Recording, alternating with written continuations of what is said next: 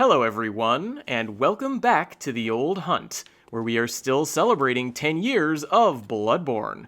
We are playing through version 1.00 of the Japanese release, and last time, we mostly dealt with some odds and ends, so we got to document some aspects of the 1.00 experience and other sort of mechanical aspects of Bloodborne that I've been dealing with that I think are interesting. We got to look up at a castle in the sky and contemplate what that might mean for the tiered nature of the Nightmare realms, or maybe just the tiered realms that are within the Nightmare, right? I don't know which one of those is accurate, so it sort of depends on how you look at it.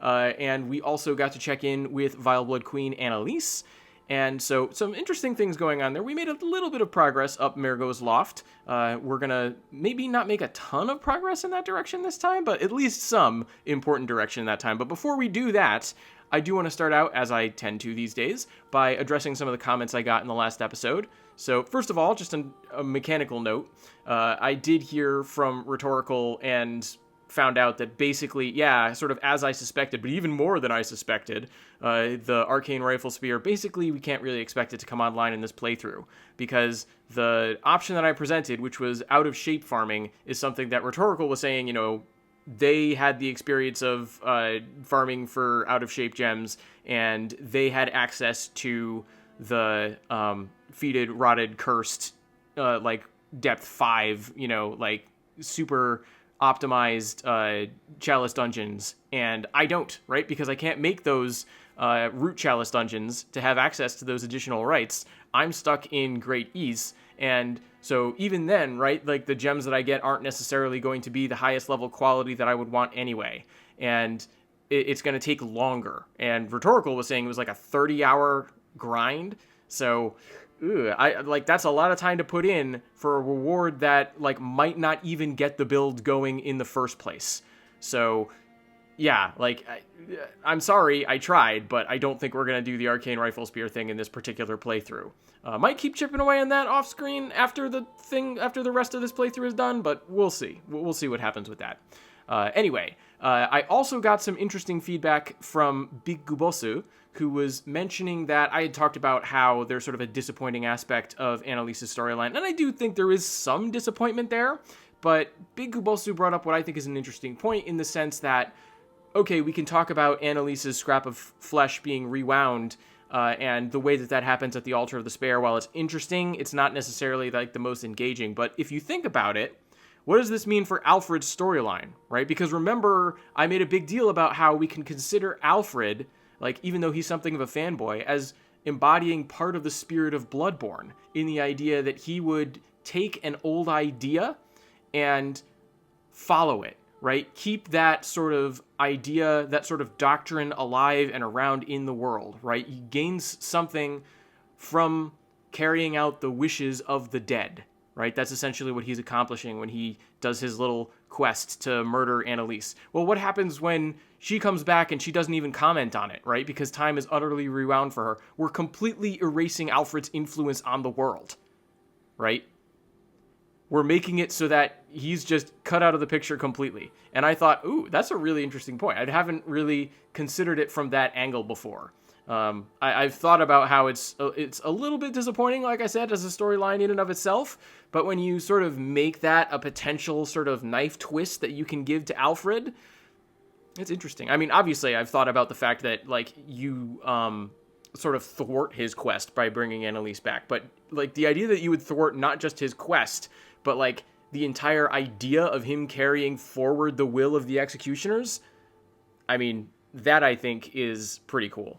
So I wanted to bring that up and get that straightened out before I go on. Also, I realized since I've been doing this sort of thing at the start of every episode where I address people who've been, making points and comments and things, I just want to make sure that people who are just watching the videos and enjoying them, please don't feel left out. I'm glad to have you here too. It's way easier for me to interact with people who are leaving comments in this way, but really, I just want to make it clear, if you're following along with this playthrough, if you're having fun, if you're joining me in any way, shape, or form for this celebration of 10 years of Bloodborne, I'm happy to have you here, and I hope you're having a good time with the playthrough and this particular, celebration that's been going on for, what is it, like 9 months now? It's ridiculous. I can't believe how long this has been going.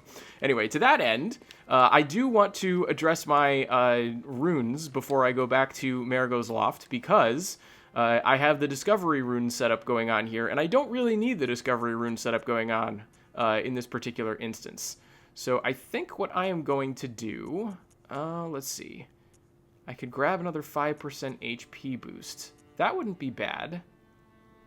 We'll do that with one of them. And then with the other one, let's see, what do I have on here? Oh, that's the other HP boost. That's no help to me at all. What's something else that I could do that would be useful? Oh, the communion runes could also be useful. Would I rather have more HP, or would I rather have more blood vials? I think 4 blood vials, 4 extra blood vials is enough. I'm not doing like a bullet-based playthrough, so I don't need to get my blood vial count like super high to offset that.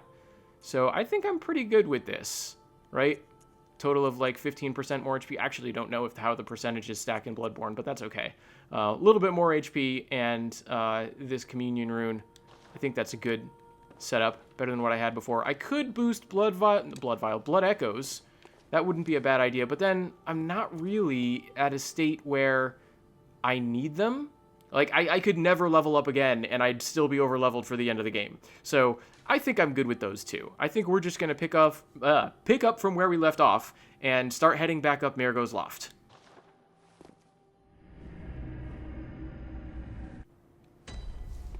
Okay, so last time we set things up so that, yeah, there we go. We have this little cage down here, which we can step on this glowing yellow button, and it will act as an elevator. Isn't that nice? Classic Soulsborne form of conveyance, right? These cages that may be just a little bit unsettling and don't really make any sense, the way that they, open and close on both sides, and they're certainly very convenient for gameplay. I've talked about them before, I think, when I was exploring one of the Chalice dungeons. It's kind of fun. And we get to revisit this area with the, weird enemies. Here's some very clear baby crying. And then we have this option. Look at this fancy bridge. I've always liked how, the look of this particular bridge. I think it's super interesting. It's like this double thing, because you can see through, right? The top layer is like fancy, wrought iron shapes. And then you can see through the bottom. I used to think it was just metallic. But you can actually see through to the, second set under there of what look like more fancy wrought iron, I want to call them floorboards, but they're under the floor, right? And then the thing that gives it that, sheen, I don't know necessarily where that comes from. It seems to be a light from underneath, maybe? Right? But it's not like I thought originally, which was just this is a very shiny metal surface of a bridge. It's a little bit more complicated than that, which I think is kind of fun, kind of interesting. I just want to make sure there's this alternative path over here, and I feel like every time I play this game, I'm worried they're going to hide an item back here, and they don't. But I can't help but check, as much as I like to look at that bridge, can't help but check on the potential items that could be there. Okay, good. Also, these puppet enemies, they only ever show up in this area. Very interesting. Especially for a game like Bloodborne, where I've talked about how they reuse a lot of the different enemy models in very interesting ways, but they're still reusing them, right? So you'd think they want to have, enemy types carefully scattered and, placed in different ways, and then they have this very concentrated area where you had these strange dummies, right? I think it does a good job of making this particular location stand out and be memorable, even among the Nightmare of Mensis, where you've got these, crow dogs and dog crows and, how all the other weird things that you can see, right? The, strange attendants that are walking around, right? Even among all that weirdness, you've got this very concentrated area with the strange puppets, right? So I think that gives you an interesting perspective, an interesting sense that this place here is important. And of course it's important. We're going to go through here and find out why. Cause, or some say cosm. Do you hear our prayers? No, we shall not abandon the dream. No one can catch us. No one can stop us now.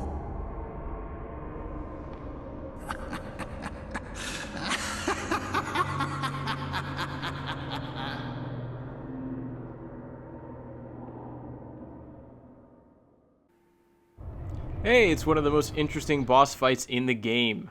Here we have the Nightmare Master Micolash, right? If we're being a little bit literal. I think I've talked about this before, probably in Translation Born. I'm not the biggest fan of Nightmare Master, even though that's one way you could translate Akumu no Nushi, because it sort of implies that Micolash has a level of control over the nightmare that he doesn't seemingly actually possess. He's got some very interesting abilities, despite the fact that he's just constantly running away from us right now. Anyway, the official translation is Host of the Nightmare, right? Micolash, Host of the Nightmare, or Nightmare Host Micolash, if you want to do it in that order, right? So that's one interesting way to render it, and I think that does a good job of not implying the sorts of interesting issues that you would get with Master, because it doesn't imply, like, total control over. And I don't think he has total control for all his unique abilities. I don't think he has total control over this nightmare. But it does suggest the idea of a host-parasite relationship, which the Japanese doesn't necessarily, the Japanese doesn't suggest. Might be in line with the idea of Bloodborne, but... As you once did for the vacuous one. Grant us eyes. Grant us eyes. That's all he says right now. Okay, interesting. Yeah, that's the other fun thing about Micolash is he'll talk to himself if you're not actively engaging him in combat, in battle.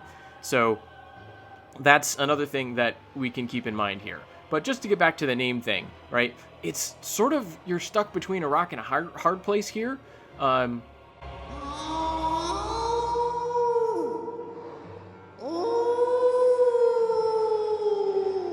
As he howls at us like a beast, right? That's the other dialogue that we can get from him, where he's just sort of mocking us, like our profession as hunter, and he howls like a beast, right? I think that's a very, very straightforward translation, but a very fun thing for him to do in both languages.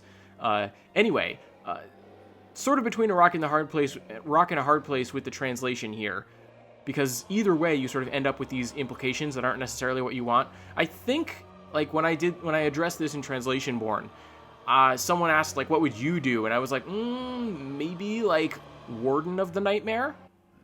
Because that could potentially help to explain his unique position in the Nightmare without necessarily creating these weird implications. But then I'm not entirely sure Warden of the Night, like, Micolash, Warden of the Nightmare, is necessarily the best sounding wording. I don't know. It's a tough challenge, but I can say it has those various things, like, going for and against it. Also, oh, I forgot. I wanted to equip a certain set of abilities for this fight, and I realized that I forgot to do that. So maybe, hold on, just rally back a little bit of my health there. Maybe what I will do is I will take advantage of his passivity. Those puppets don't stay down very long. He may be passive, but the puppets are not. Alright, I'm gonna have to do this quick. I want to do it. Okay, I don't need the monocular here. I hear it. I hear it. This is what I want. Good.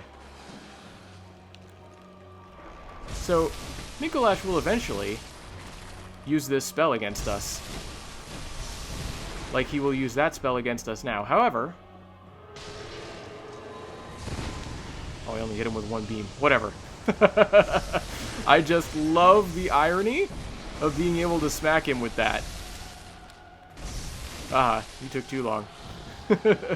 I beat your Augur of Ebrietas. His moveset is somewhat predictable.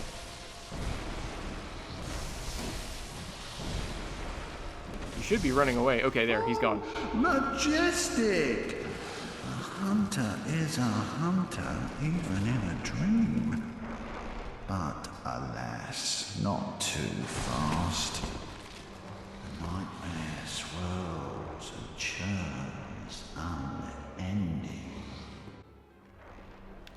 That whole majestic, a hunter is a hunter even in a dream, right? That gets back, reinforces that idea of him mocking us and our profession as a hunter by doing that sort of howl. Also just an iconic line, right? Like, I think everyone who's fought Micolash has, you know, that line stick out to them. Cause. Or some say cause. Interesting thing about that particular line, the cause or some say cosm, is that he doesn't even necessarily know the name of the great being that he's trying to reach out to, right? He'll take some great one, any great one. Oh, there's one of his cool abilities, right? He runs into a mirror and, like, teleports into it and away from where we are. And we can't see it because we're not, like, at one of the locations where he jumps out of. But he will, like, warp out of that mirror as well. So you, again, sort of have to chase him down and corner him. Alright, and I already got the beast howling. Is this the position? You have to chase him in the, like, right direction. Sort of the weird thing about this particular boss fight. I think this is another dead end.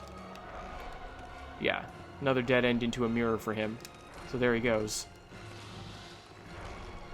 Alright. So once again, he doesn't even necessarily know the name of the being he's praying to. Very cool. Very kind of emblematic of, like, they're reaching out to the cosmos, but they don't necessarily know what they're doing. Interesting, too, that he has that one line, right, as you once did for the vacuous Rom, which seems to confirm that Rom the vacuous spider was elevated somehow, at least in the estimation of Micolash here. Micolash also notably, like, I didn't call out the, like, visual similarity, but there is, like, this figure right here is the one. Like, this is the mummy who we touch to access this nightmare. And that's actually pretty important for understanding an aspect of the idea that we could be a disembodied spirit, right? I've been talking about how that could be one explanation for what's going on with this game, right? With the idea that after the, like, signing of the contract, we get that blood transfusion, and that is sort of where we potentially die, right? Because we have the weird amnesia. This is the room I'm trying to chase him into, and he just has not taken this direction here. I'm trying to remember. I think they changed his pathing at some point after 1.00. I'm trying to remember if there's a way I can sneak up on him that will make him more likely to go that particular route. I don't think there is, but maybe. But anyway, right? Because manifestly, we have right here the living version of someone who is like a mummy in the real world. Oh, he didn't even... he just jumped into the wall. I think that's something else they addressed when they did some of the updates. They make it so that he actually warps through the mirrors all the time. But it's a very interesting touch. Maybe I'm going to start taking just swings at him. It's not completely impossible to catch him while he's running and do him some damage, but as you've seen, we're not getting very far very fast. I'm just hopeful that at some point he will actually go the right way. I want to keep trying, like, to explore alternative routes myself here. Again, this is where I want him to go. Maybe I need to start out... Is he already, like, down here? He is, but he's already running in a different direction. Interesting. Okay.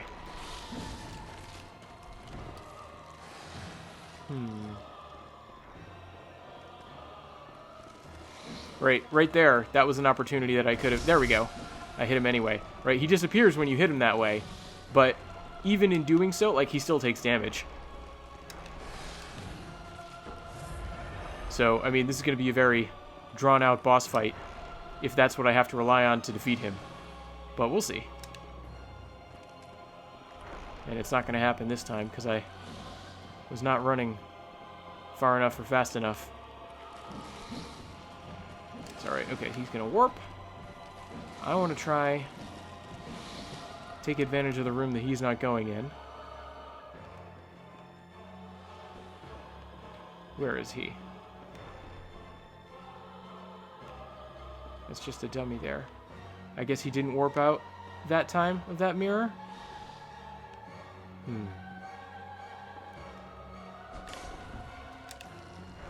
Wishful thinking on my part. Is this back to the...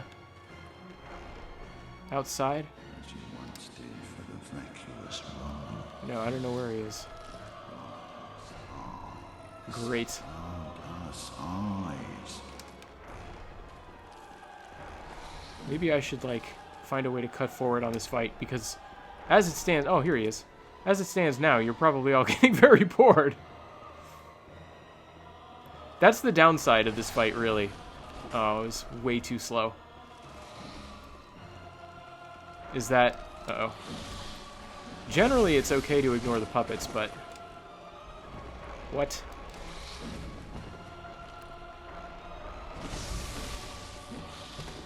Okay. Occasionally they get in your way, and then there's not much you can do. Yeah, he already started running down that stairwell. Yes! Oh, he's still here. If I kept at it, I could have maybe gotten in another hit. That's okay.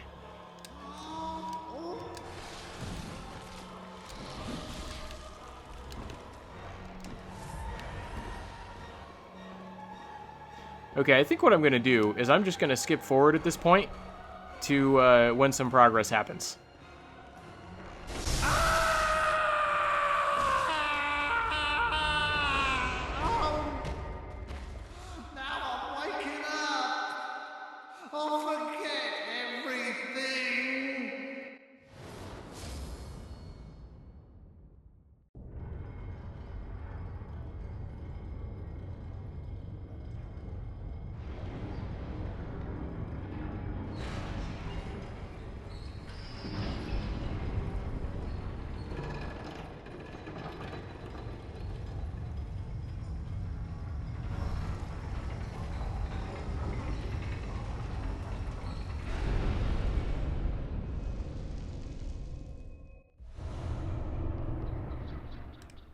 There it is.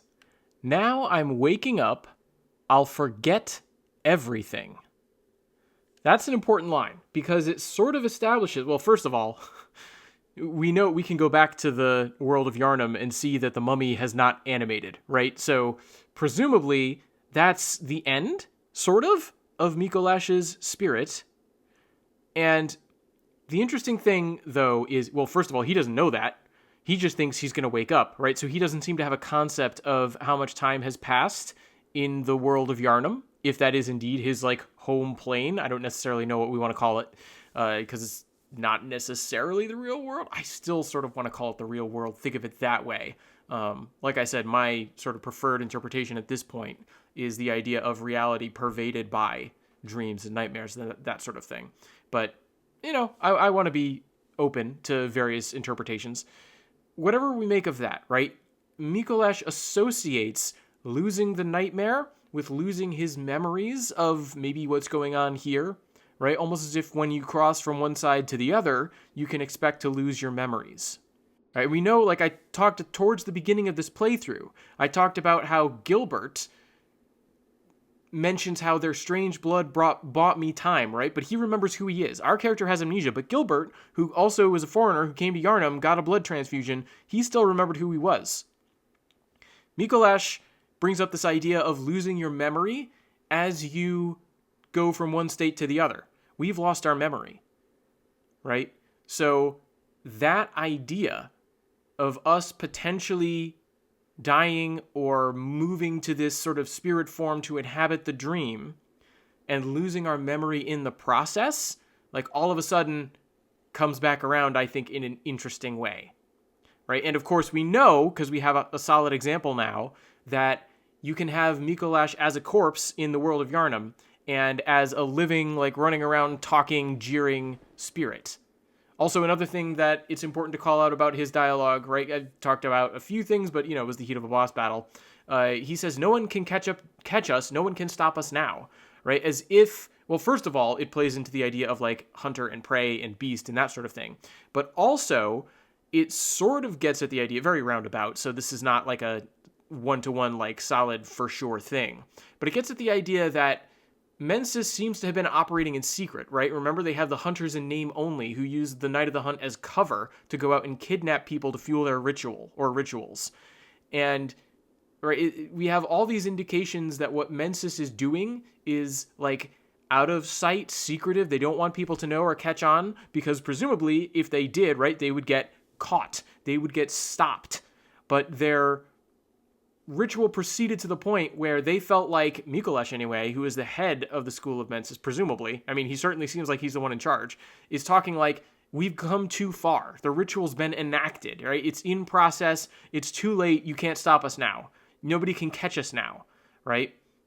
And you have the cover of Ram happening, sort of conveniently. I don't know how convenient that is and how much that's been manipulated, right? Because they clearly know about Ram, as once you did for the vacuous Ram, right? So you have all these different things that sort of connect. Also, speaking of connections, I made a big deal about the boss name, the Rock and the Hard Place sort of thing, but what I didn't bring up was it also ties back to a note that we get to very early on in the game when we're going through Erden Chapel, right? The Bergenworth spider hides all manner of rituals and keeps our lost master from us, right? And the Japanese there makes it so that you could think maybe their master, right? Mienu or Mamienu, so unseeable or unmeetable, Nushi, master. It's the same exact kanji, same exact concept as you get associated with Micolash, right?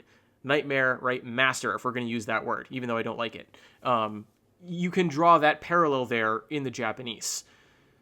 I've never been the biggest fan of that myself, right? Because it's the Erden Chapel, right? Not the Mensis or the like unseen chapel or something like that, right? And by the way, the unseen village, right? The unseen in that word is just hidden in Japanese.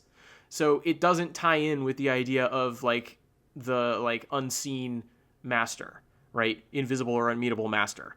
That's not necessarily like the kakure, like kakureru is the root form of the unseen village, whereas mienu or mamienu is the idea of the master that can't be seen or met from that note. So I don't think those line up very well linguistically. The master part does.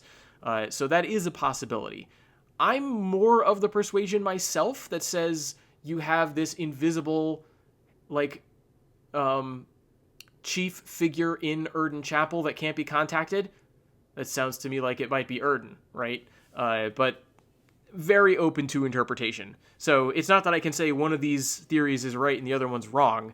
It's just, they both exist, and whichever one you find more persuasive is the one that you ultimately will go with in your, like, conception of Bloodborne.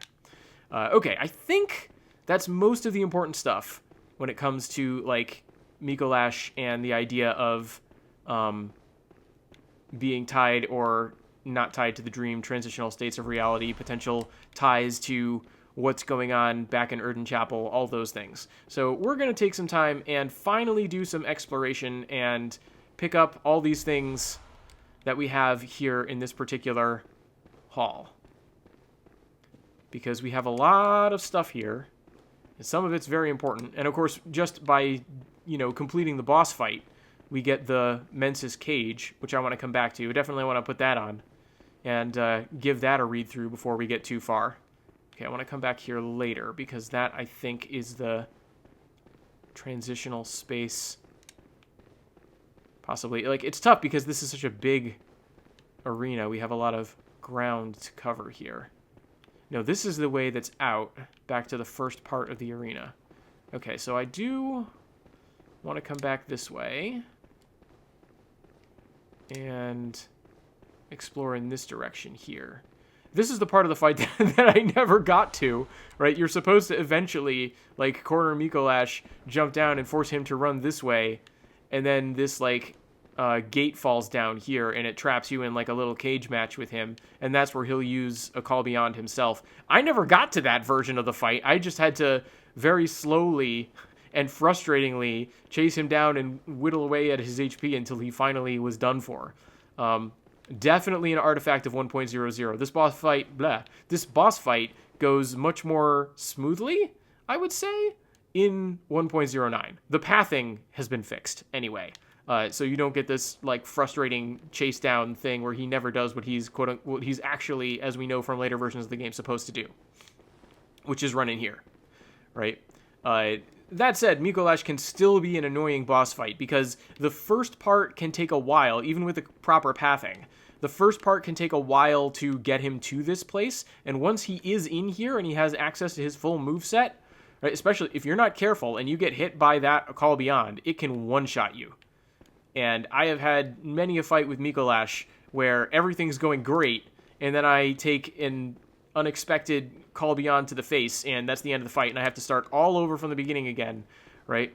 And then hear all those lines all over again, right? So as interesting as this boss fight is, as much as I love that Bloodborne did something different with this boss, I don't think they were quite as successful as they might have wished, because the way that the boss fight sort of spreads out almost works against it. And then the frustrating thing of having the boss constantly running away from you and then turning out to have this move that can one-shot you, I mean, that's really frustrating.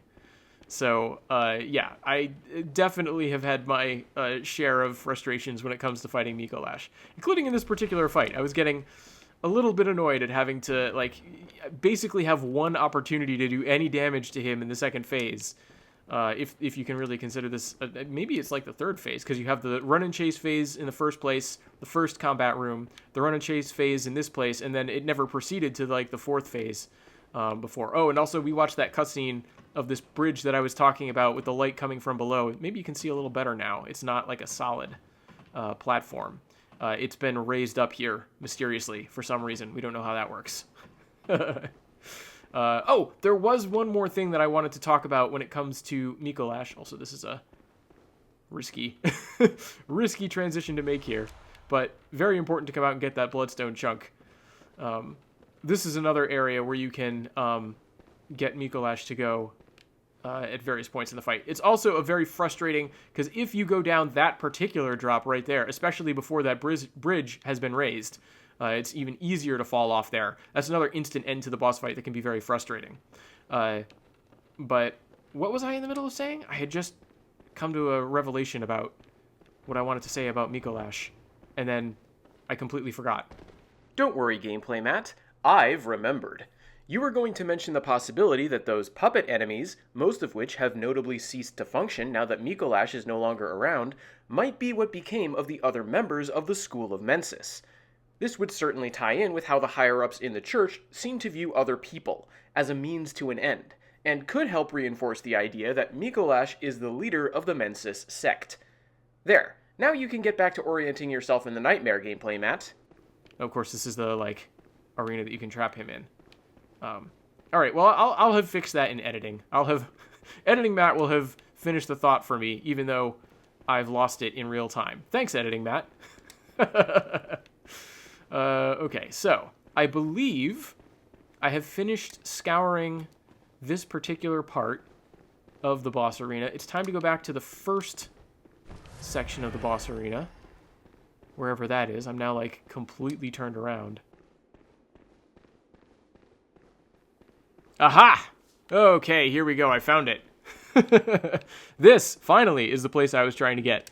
Boy, my inability to process things visually and get much of a sense of place here has really backfired. But I think we should be good at this point. Now I know where I am and where I'm going just from memory, so don't have to rely on my terrible sense of direction. This way over here will bring us back to the regular part of the boss fight. I actually want to go down this way. Sort of explore... Oh, I forgot. As much as I remember the layout and that there's good stuff down... Oh, look at that. Just get to one-shot the Wandering Madness. Beautiful. Am I going to have enough bloodstone chunks to upgrade another weapon? Not really. 8. Okay. That'll get something to +8. It would be nice to get something else to +9, but bloodstone chunks are pretty rare.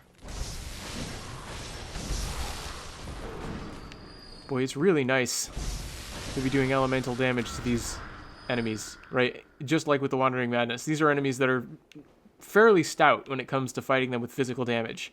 But the elemental stuff, eating through them much more quickly. Yep, I remember you.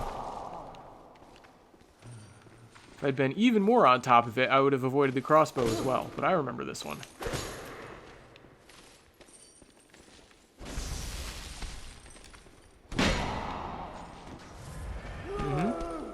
Yep. I know what you can do. I know you're tough. Almost dead, though. Alright, there we go. Fire your crossbow. Alright. And you're done. Okay, I think it's a key back here? No. Oh, it's the moon rune. Interesting. Huh.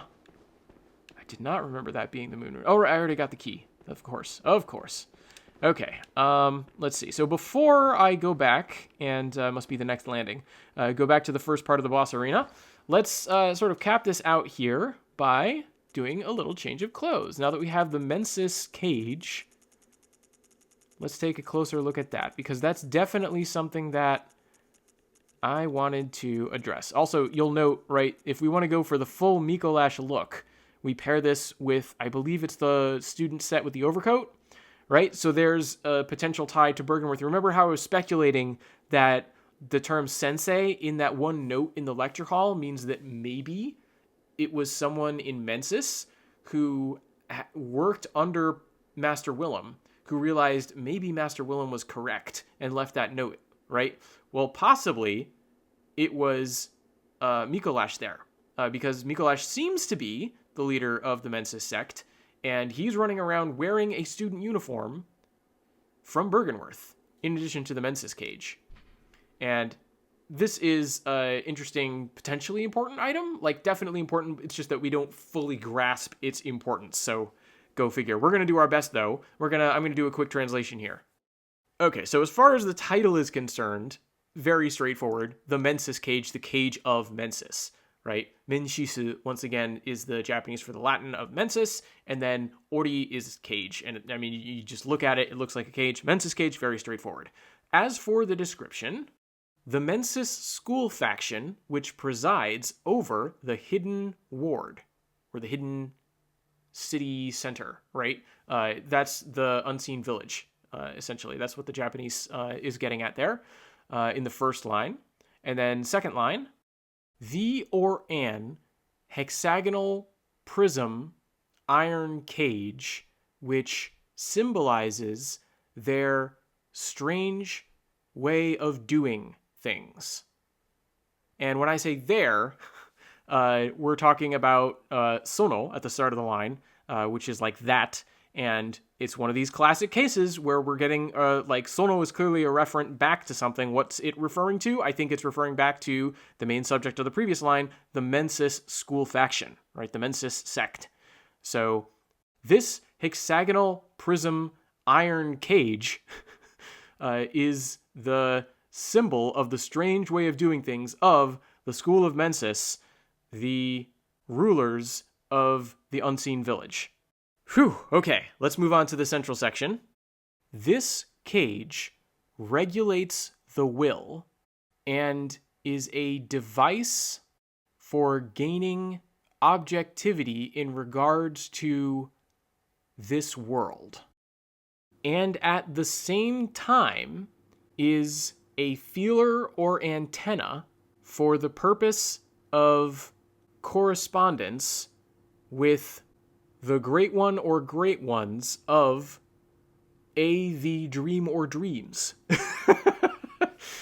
Got very sort of loosey-goosey towards the second part of that line there, right? The first line about, regulating the will and gaining objectivity about this world, right? That part, relatively grounded, easy to understand. When it comes to like singular versus plural versus this versus that, right? Like, then things start to get a little bit difficult to determine in the second line. And of course, that's where we'd like a little bit more certainty, but we don't get it there.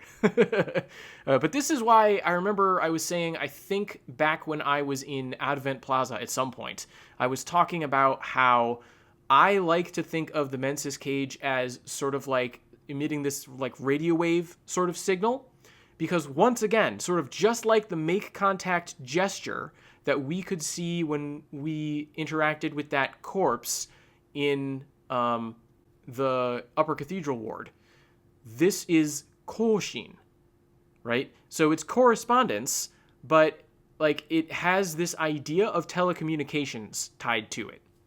And then shokkaku, that could be like a feeler, right? Like a bug would have a feeler in which it makes contact with. It's almost like a little protrusion that makes contact with things, right? And that's like if you get sort of literal with the kanji, it's like a horn or like a protrusion thing that touches things. So that's why you might call it a feeler. But at the same time, that's also a word for antenna, right? So it's like this weird double term in the Japanese that can suggest both an organic and inorganic means of this working. Now, obviously, if you look at the metal cage, seems like the more inorganic meaning is the one that's being suggested, at least to me, right? So it's this almost radio antenna-like thing for electronic correspondence, right? Not like spelled out, of course.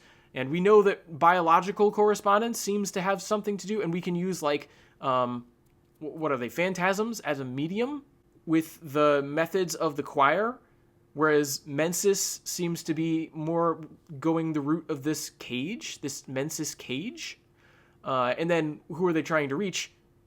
A or the great one or great ones of A or the dream or dreams. Japanese singular versus plural. No definitive articles versus indeterminate articles. Like it's a level of vagary that only Japanese can get away with here. Well, maybe not only, but it definitely can. And it's kind of frustrating because it'd be nice to know if it was the great one of the dream, wouldn't it? That would put a whole different spin on things than just a great one of a dream.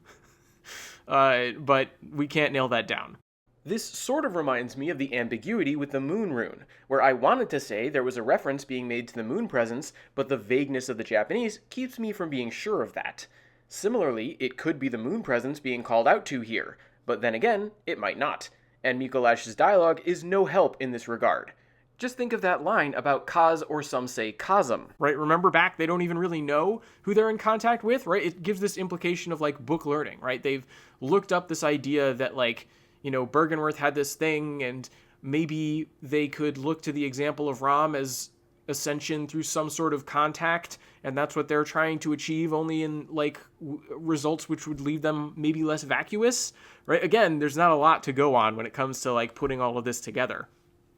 Maybe that's the idea. They're definitely trying to reach out into a nightmare or the nightmares, right? And it makes sense because the word here is not nightmare, it's dream.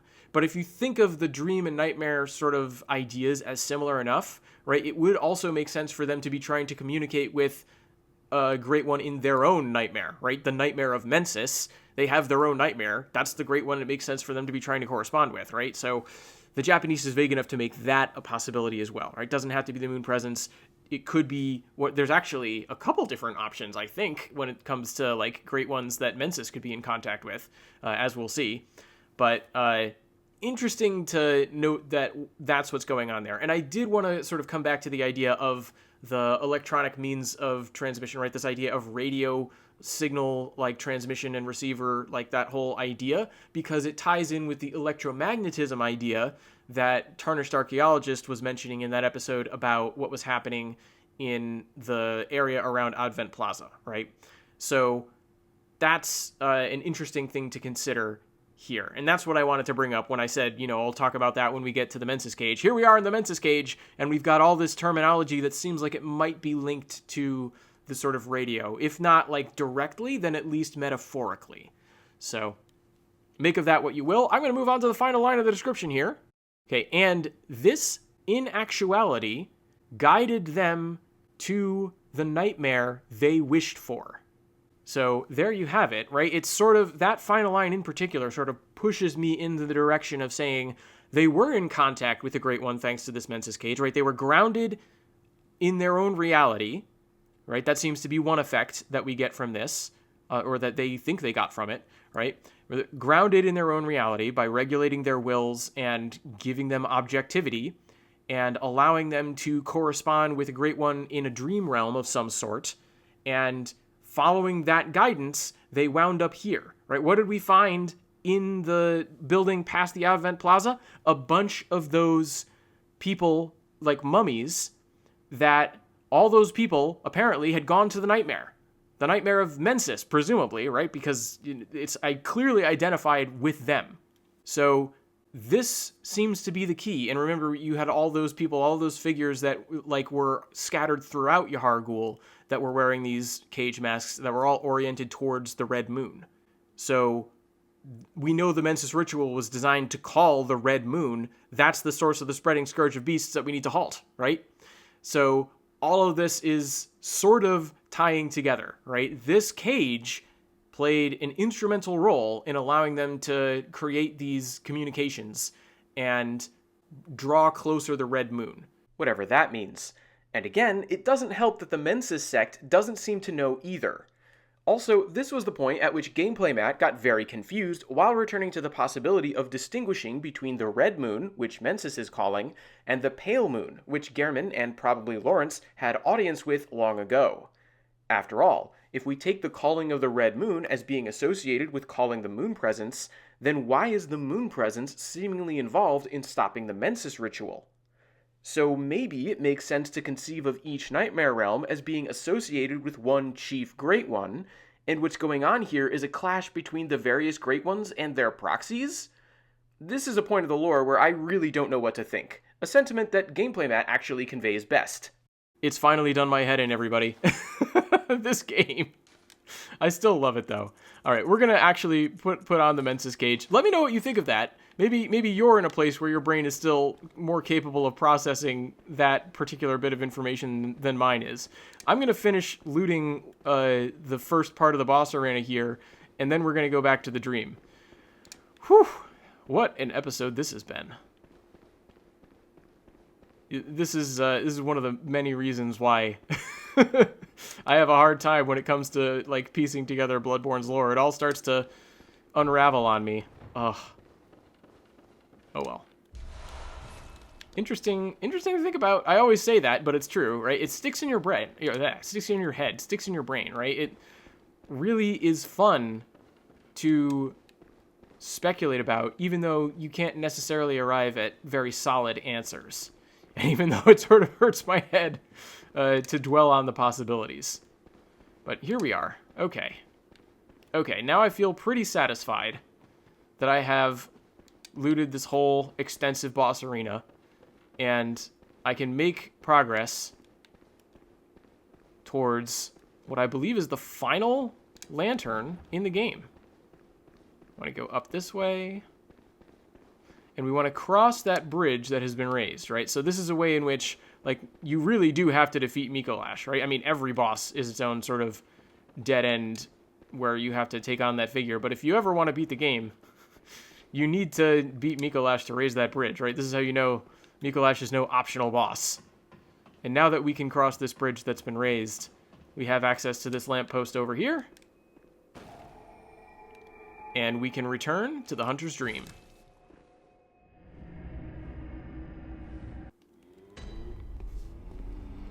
All right. this headgear, I think, expresses the state of my mind. It's very, very out there, right? Very unusual, strange, feels like it doesn't fit in. Yeah, that's how I'm feeling right now. Anyway, thank you all very much for joining me. I'm going to take a moment to collect my thoughts here. If you have any corrections, like I always say, if you have any feedback for me, if you have any theories of your own, if you feel like I missed anything, left anything out, please let me know. I would love to hear from you. If not, as I was saying before, if you're just along for the ride, I'm happy to have you here as well. Anyway, I'm going to call an end to my hunt for the evening, but as always, I wish all of you good hunting. Every time I feel like this gesture menu lets me down. Well, not the menu. The menu is very reliable. It's the, press down a button and gesture with the controller thing that lets me down. Anyway, I'm just going to say, good hunting, everyone.